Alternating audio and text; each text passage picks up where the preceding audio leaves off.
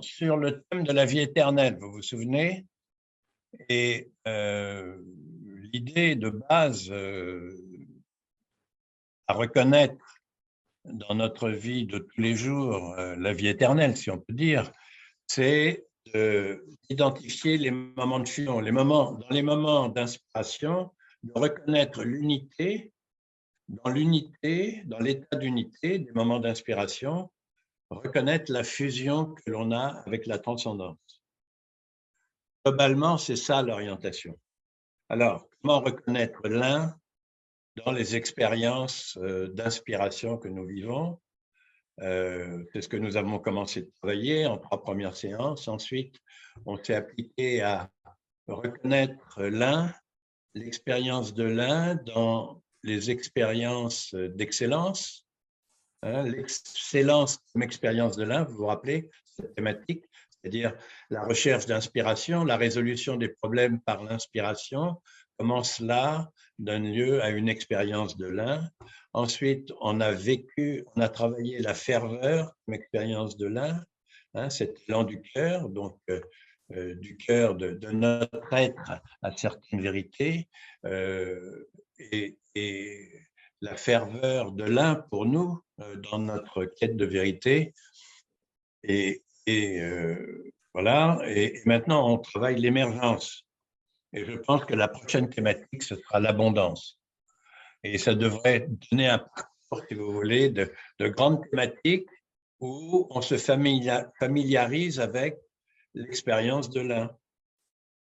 À reconnaître l'un, on fatigue, on pourrait dire, le paradigme du moi séparé qui voit les choses en termes d'individualité, d'individus séparés. Notre présence au monde, notre présence au monde, pour l'essentiel, est une présence de séparation, où on se sent séparé. Et c'est difficile de sortir de là. Alors, on peut travailler ça. On peut travailler le vide de soi-même, on peut travailler la vacuité. C'est ce que proposent certaines pédagogies non duelles, orientales souvent. Nous, d'une certaine manière, on est aussi dans une perspective non duelle, mais plutôt sous l'angle de la fusion, c'est-à-dire l'unité, retrouver l'unité avec le goût de la fusion, de sorte que se familiarisant avec le goût de la fusion, on développe une inclination à la fusion telle qu'à un certain moment, le paradigme de la séparation décroche de lui-même. Et ce qui reste, c'est le goût pour la fusion, c'est l'adhésion à la fusion, c'est la familiarité avec la fusion, et on est très près de la réalisation du soi. Vous voyez un peu la perspective? Donc, c'est cette fusion avec la transcendance. C'est intéressant parce que la fusion est très familière dans nos vies. Si vous regardez les moments d'inspiration, dans les moments d'inspiration que l'on vit, il y a un moment d'unité où dans l'unité, on est en fusion en réalité. Il n'y a pas de moi qui fasse obstacle. On est complètement absorbé, on est complètement immergé dans le tout ou dans l'un. On fait l'expérience de l'un dans les moments d'unité. C'est intéressant de reconnaître l'un comme une présence en soi qui, en effet, est en manifestation dans nos moments d'inspiration qui sont à l'endroit de l'unité, que l'on perçoit bien dans les moments d'inspiration. C'est là-dessus que nous travaillons. On travaille à reconnaître, à faciliter la reconnaissance de l'un comme unique présence dans les moments d'inspiration que nous avons. Dans les moments d'inspiration, on a tendance à les rapporter dans la séparation. On a tendance à dire, c'est moi qui ai eu cette inspiration, c'est moi qui ai eu ce coup de génie, c'est moi qui suis inspiré. Et c'est dommage, parce que c'est vrai que c'est soi, mais c'est dommage parce qu'il y a un instant dans l'inspiration où on est en fusion et où il n'y a que l'un. Donc, il faut profiter de cela pour se familiariser avec la manifestation de l'un, pour venir à reconnaître l'un en expression dans notre vie, pour le reconnaître le plus possible, jusqu'à un certain moment, habiter de cette reconnaissance, de cette familiarité, de cette relation, on pourrait dire, eh bien, le vivre l'un quotidien.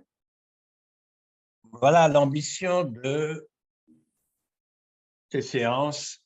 Nous sommes à la 11e séance, donc sur la vie éternelle, où nous travaillons l'émergence. Nous sommes dans la thématique de l'émergence, c'est-à-dire reconnaître comment, justement, dans ces expériences d'unité, dans ces expériences d'inspiration, dans les moments forts de notre vie, on l'a exprimé comme ça, reconnaître que c'est venu par émergence. Ce moment fort est apparu par émergence. Dans l'émergence, il y a quelque chose d'un abandon. C'est intéressant de reconnaître cette modalité, disons, de l'abandon qui s'attache à reconnaître l'émergence des choses. La fois dernière, nous avons travaillé à reconnaître dans les moments d'inspiration l'émergence du sacré. Et c'est intéressant parce que généralement dans la vie, dans notre existence de tous les jours, nous sommes enclins à rationaliser les choses et à croire que pour vivre au mieux des choses qui nous appellent, il y a lieu de raisonnablement de faire telle et telle chose. Et on est initiateur de démarche, c'est-à-dire on se met en démarche de faire ce qui nous semble logique pour aboutir à un résultat. Je pensais par exemple comment au seuil de ma vie professionnelle, je me souviens, des amis qui étaient portés à m'aider. Quand j'avais fait des études de droit, m'avaient en relation fait entrer dans une banque. Et j'étais entré à la banque, à la BNP de la Défense. Vous voyez, c'était vraiment un très bon tuyau. Et compte tenu de, logiquement, hein, de mon background, etc., il était tout à fait il était bienvenu d'essayer de démarrer donc, mon activité professionnelle. J'avais 25 ans, j'étais tardif parce que j'avais voyagé avant. Et donc, de commencer ma vie professionnelle dans la banque. J'ai fait une dépression. Et donc, ça, c'était la logique, si vous voulez, vous voyez, du penser séparé à considérer les choses. Alors que, en réalité, quelques mois plus tard, l'occasion de circonstances tout à fait inattendues, dans la rue, avisant dans une vitrine une annonce, je me suis retrouvé à faire candidater pour entrer dans une maison d'édition dans laquelle ensuite je me suis formé au métier de l'édition pour développer une activité d'éditeur. C'était beaucoup plus dans mes affinités intérieures. Et ça, c'est par l'émergence qui est apparue, cette possibilité, alors que dans la logique, et en plus des facilités particulières de relations, enfin, j'avais des relations pour entrer à la BNP de la Défense. Alors que donc, ce qui était logique ne fonctionnait pas d'une certaine manière ou avait quelque chose de rude, par émergence, l'arrière-plan, vous voyez, pouvait donner lieu, alors tout est sacré à ce moment-là, c'est ça qu'on avait traité la fois dernière, à considérer comment la matière de notre existence, hein, les circonstances, les situations, les rencontres, tout cela peuvent donner lieu, tout ça potentiellement est sacré, c'est-à-dire peut donner lieu tout à coup à un alignement visionnaire, si on peut dire, où ce que nous portons en nous de potentialité va se retrouver tout à coup en expression et chose apparaissant par émergent.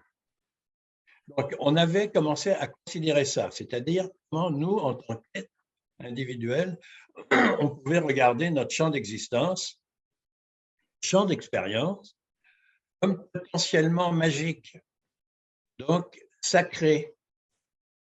Vous vous rappelez? Et on avait essayé de reconnaître comment, en effet, à certains moments cruciaux de notre vie, une vision avait pu être déterminante à ouvrir un secteur d'existence. Et j'avais raconté, moi, comment les femmes qui ont compté dans ma vie, je les avais toujours rencontrées à travers une vision. Ça avait commencé par une vision. En effet, comment s'engager dans une relation forte avec quelqu'un, sur quelle base, vous voyez? Sur quel fantasme en général. C'est ça le risque. Hein? Quand une vision fera facilement les choses, ou donnera à émergence à considérer les choses là où la rationalité ne peut pas mesurer correctement. Donc ça, c'était un premier aspect de l'émergence qu'on a vu la fois dernière, hein, le sacré au fond du champ d'expérience. Et combien notre champ d'expérience, aussi anecdotique soit-il, peut donner lieu par émergence à s'animer et à devenir magique. Et on a partagé des expériences là-dessus, c'est riche.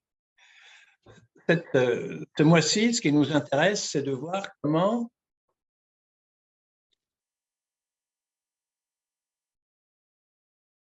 il y a en nous une disposition, des dispositions, la vérité, on pourrait dire, des inclinations particulières ou une vérité constitutive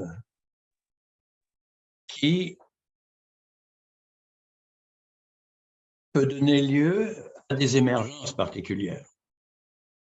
Et il est intéressant de reconnaître comment les appels de vérité que nous pouvons ressentir, si nous les plaçons devant nous d'une manière assez consciente, peuvent donner lieu à un processus d'émergence. À l'image de ce conte de l'œillet que je vous ai proposé, alors qui est une histoire assez vaste, hein, et dont la partie qui nous intéresse principalement, c'est la dernière partie, lorsque le prince revient dans son royaume pour le mettre en ordre et faire en sorte de pouvoir être contenu par son royaume, si on peut dire les choses de cette façon. Car rappelez-vous, pouvoir de tout accomplir, hein, cet enfant qui est donné à cette reine de manière miraculeuse, cet enfant qui lui est donné le pouvoir de tout accomplir, selon les souhaits qu'il formulera. Et bien sûr, le couple royal, parce que le roi parle trop vite, parle trop, ne va pas pouvoir contenir ce fils et va se le faire voler. Parce que ce fils, avec son pouvoir de création, est quelque chose d'extrêmement puissant. Et d'en avoir parlé trop vite ou trop tôt, ou inconsidérément, l'a exposé, n'est-ce pas? Vous avez compris ça dans l'histoire. Et le cuisinier va le voler. Parce que le cuisinier sait. Mais si le cuisinier sait que cet enfant a le pouvoir de tout accomplir, c'est qu'il en a entendu parler. Et qui le savait? C'était la mère et le père qui le savaient. Donc, ils ont parlé. Ils n'ont pas su tenir le secret, d'une certaine manière.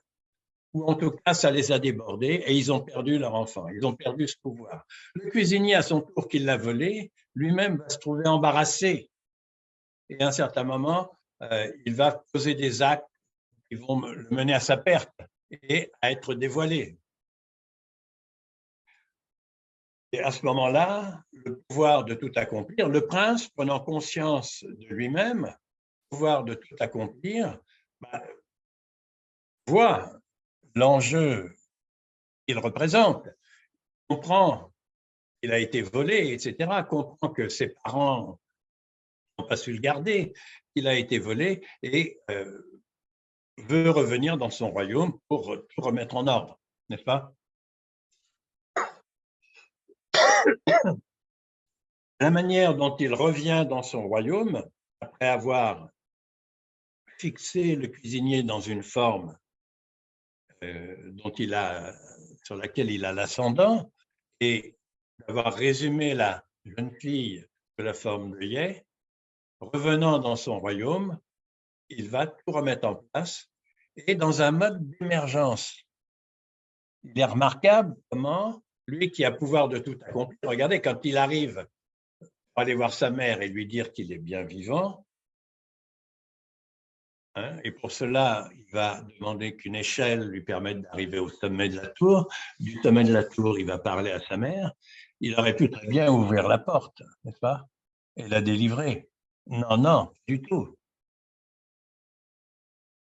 Il la laisse dans la tour et il va faire en sorte que ce soit par émergence que tout entre dans l'ordre, c'est-à-dire que la mère soit délivrée, que le cuisinier soit démasqué, que le royaume soit remis en mouvement. Il va le faire en émettant des souhaits, attendant que, par émergence, la potentialité sous-jacente se mette en mouvement. Parce que si vous regardez bien, chaque fois, il émet un souhait en direction donc, du champ d'expérience. Quand il va voir son père, il ne va pas le voir en tant que son fils, rapportant à son père qu'il est bien vivant. Et non, il va voir son père à l'endroit où il peut le recevoir, c'est-à-dire là où il est en manque, là où pour lui quelque chose, une vérité est en souffrance, à savoir qu'il est un roi sans fécondité, un roi qui n'a pas de gibier sur sa table, un roi qui ne peut pas rassembler autour de lui et faire et partager, vous voyez, la nourriture. Hein, c'est quelque chose comme ça qu'il faut entendre dans ce fait d'avoir du gibier sur sa table. Donc c'est un roi qui est comme stérile d'une certaine manière et qui en est inconsolable. Et c'est là qu'il va faire le souhait, il va se présenter au roi comme un chasseur possible qui pourrait lui mettre du gibier sur la table, même s'il n'y a plus de gibier dans ce royaume. Il se présente au roi comme un vecteur possible de faire revenir du gibier. Et ça implique un acte de foi pour le roi. Parier sur ce chasseur qui, en effet, pourrait lui faire venir du gibier sur la table, bien qu'il soit inconcevable que du gibier apparaisse comme ça, qu'il n'y a plus de gibier dans le royaume. Mais le roi va faire un acte de foi par rapport à cet appel. Et faisant cet acte de foi, le chasseur ensuite va appeler que le gibier apparaisse. Et tout à coup, le gibier étant là, cela va mettre le roi en mouvement à réunir sa table pour partager cette nourriture. Il fait souhaiter une sorte de retour, de vie dans le royaume. Et à cette occasion d'un retour de vie, demandant aux chasseurs d'être à sa droite, à cette table, à cette fête, vous voyez, on sent qu'il y a un mouvement de vitalité, qui est de retour. Le chasseur, le prince de tout accomplissement, si on peut dire, va faire le souhait que quelqu'un évoque la reine. Comment la reine peut-elle être absente de cette fête? Comment peut-elle être en prison pendant qu'on fait la fête? C'est pas possible. Qui va se lever pour ça? Il émet le souhait que quelqu'un se lève pour ça, vous voyez? Et c'est le plus courageux de ceux qui sont là qui va se lever, en fait. Le maréchal, a priori. C'est ce que veut dire l'histoire. Donc, vous voyez comment, et ensuite, il va demander à son père, donc, il va le mettre devant sa vérité, en fait, et la manière dont il a été injuste avec la reine. Et et petit à petit, il va lui demander là aussi, hein, à travers les souhaits qu'il va formuler, il va lui demander d'induire, d'enclencher le mouvement de réparation jusqu'au moment où la reine va être sortie, le roi va la retrouver, et dans le chagrin, les deux vont disparaître, laissant la place au fils qui va s'installer, ce qui était le but, au fond, d'origine. Hein. Ce royaume était donné un fils, un roi, un futur roi, qui est le pouvoir de tout accomplir. Donc, c'est la plénitude de la réalisation, de l'accomplissement qui se retrouve au pouvoir. Hein, c'était le terme premier, mais il a fallu tous ces détours pour arriver à la plénitude de cette réalisation. Arrivé à cette plénitude, il est intéressant de voir dans la dernière partie de l'histoire comment l'arrivée à cette plénitude, à cet achèvement, s'est faite par l'émergence des potentialités du royaume. Est-ce que je vous exprime suffisamment bien ce qui me paraît, moi, être très intéressant dans cette histoire, pour comprendre que, en effet, il y a une émergence de dons possibles dans nos existences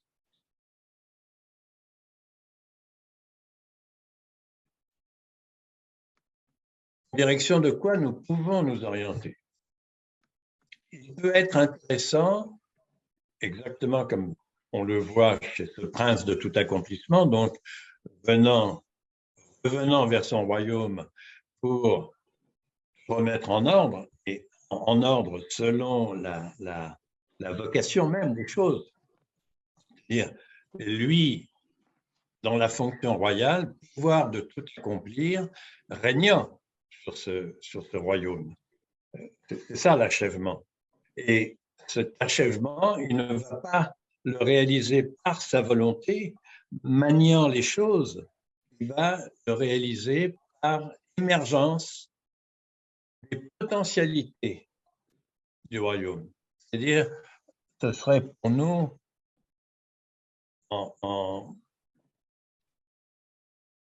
envisager de réaliser ce que nous avons à réaliser, d'accomplir ce que nous avons à accomplir par émergence du potentiel, c'est-à-dire des dons, des possibilités créatrices, latentes. Vous voyez, on ne connaît pas forcément très bien, mais qu'il peut être intéressant de placer comme en posture, vous voyez. Il est possible, c'est ça la proposition, c'est comment voir dans nos vies la possibilité d'adopter cette posture par rapport aux objectifs à accomplir, à réaliser, par rapport aux objectifs qui nous tiennent à cœur, comment il est possible, par une posture d'abandon, de s'orienter à la réalisation par émergence de dons qui vont se mettre en route. Je vous ai donné comme exemple, moi, trois vœux, au fond, et en ce début d'année où on peut, voilà, pour l'année, faire des vœux, hein, une chose assez commune, assez partagée. Il peut être intéressant pour les choses qu'on voudrait réaliser, en effet, de les placer dans cette posture d'émergence de dons, d'émergence de potentialité. Et je vous ai donné 3 exemples. Un peu comme dans les démarches de création, hein, en fait. On pose l'intention et on attend, on se met en veille, en vigilance, tous les signaux qui sont de nature à voir émerger les réponses. Et il n'y a plus qu'à accompagner ces réponses, à accompagner les manifestations du potentiel latent qui va accomplir ce que nous demandons. Par exemple, hein, j'ai dit, tiens, si je reprends la peinture et si je prends comme thème faire les portraits de mon quartier, de là où j'habite,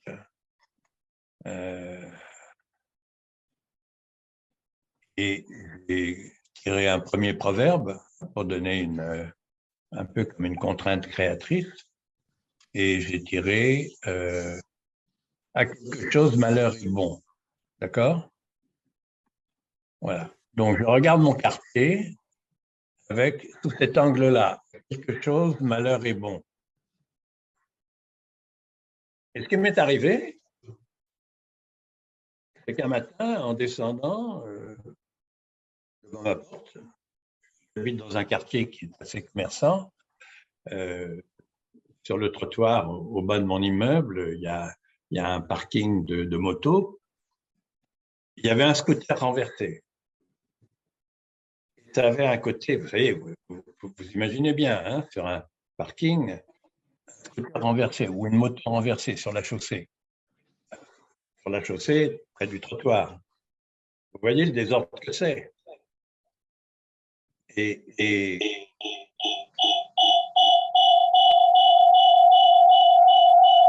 tout à coup, et tout à coup, il y avait quelque chose à faire avec ça. Il y avait juste à photographier et puis à rassembler ça et à créer quelque chose avec ça. Donc, la croisée de cette question, hein, un portrait, un peu comme je disais tout à l'heure à Florence, dans une école d'art, c'est ce qui se ferait. Le professeur dirait, vous revenez la semaine prochaine avec, je sais pas, un portrait, des portraits de... Alors, qu'est-ce que vous allez faire en portrait? Et vous réfléchissez, non? Alors, vous pouvez le faire d'une manière très délibérée, voilà, ou bien vous pouvez le faire en émergence. Et je me suis placé en émergence et j'ai ajouté à la contrainte, donc, faire un portrait, j'ai ajouté un proverbe. Hein. J'incline assez facilement. Moi, quand je suis en difficulté, quand je ne sais pas quoi dire, quoi faire, j'éclaire ma vision intérieure par un oracle. Et là, tout à coup, il devenait intéressant de se dire, tiens, avec cet oracle, à quelque chose malheur est bon, qu'est-ce que je vais pouvoir faire? Ben voilà, c'est présenté tout à coup cet événement et j'ai pu le recevoir. Hein, il s'est présenté, c'est certainement très intéressant.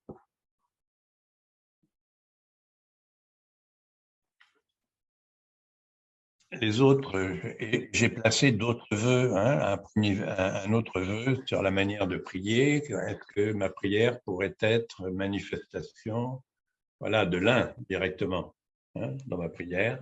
Et j'ai placé un autre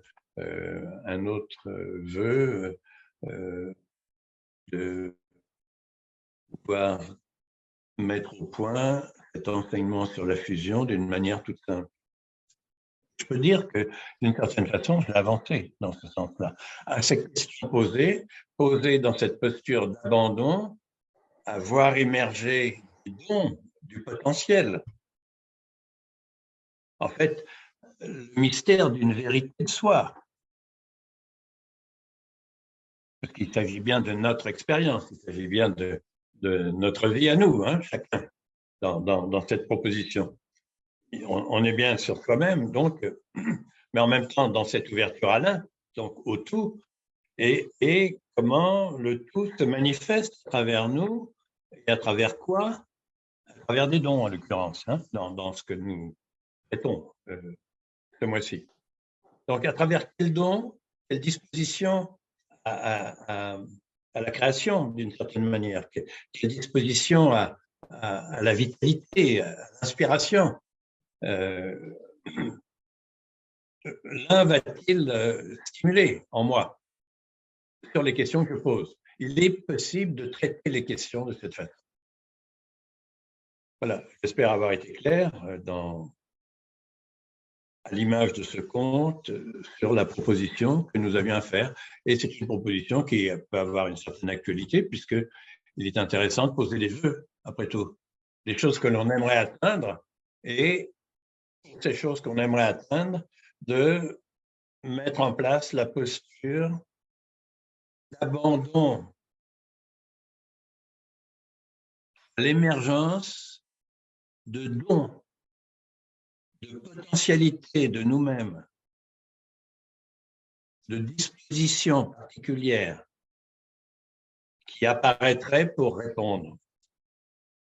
Et en réalité, donc pour l'avoir fait moi-même en préparation de cette séance, je peux dire que mes trois dons, mes trois vœux ont pris mouvement. Ça vient naturellement. C'est une posture vraiment intéressante. Il est dans un certain ordre des choses que ça puisse se faire de cette façon. C'est-à-dire qu'aux vœux que nous portons, que nous plaçons, avec cette posture d'abandon à la potentialité, on voit émerger la rencontre de dispositions particulières de nous-mêmes. Hein, donc, quelles dispositions? On voit émerger des réponses. On voit émerger des choses surprenantes. C'est bien plus intéressant de faire comme ça que de faire en contrôle, hein, franchement. Voilà, la proposition aujourd'hui. Je vous ai envoyé un document pour y réfléchir, pour voir dans votre vie ce qui pourrait être placé de cette façon ou reconnu de cette façon. Moi, je vous prenais cet exemple, même dans ce que nous avons raconté la fois dernière, hein, où on a raconté le sacré des conditions d'expérience de notre vie. Mais ce sacré-là aussi, il apparaît en rapport avec une potentialité de nous-mêmes. C'est ça qu'on regarde plus précisément aujourd'hui. Tout peut être magique et c'est toujours en alignement avec la potentialité de soi. Aujourd'hui, c'est la potentialité de soi qu'on regarde. Par exemple, dans l'exemple que je donnais sur mon activité professionnelle, comment, partant rationnellement, ayant fait des études de droit, à travailler dans une banque, ça c'était le chemin rationnel, par émergence, dans la magie des circonstances, eh bien, rapport à une disposition particulière, parce que travailler dans l'édition, en fait, était beaucoup plus intéressant pour moi. C'était à la croisée à la fois, bien sûr, de ma formation juridique, mais aussi, et donc de mon bagage culturel par derrière, s'il vous plaît, mais aussi en rapport avec mes dispositions artistiques. J'avais travaillé dans d'autres études que j'avais pu faire, et c'est venu, voilà, c'est venu par émergence. Et en rapport avec une potentialité qui restait en souffrance, tout simplement. Il est intéressant de regarder de ce point de vue et de pouvoir poser des choses. Alors, est-ce qu'à l'occasion de faire des vœux, vous auriez le goût de dire peut-être des accomplissements que vous posez et pour lesquels on abandonne la potentialité de vous-même, cette mise en place. Voilà, si j'ai pu introduire le sujet d'une manière compréhensible. Toujours, c'est jamais très facile. Est-ce que ça vous convient?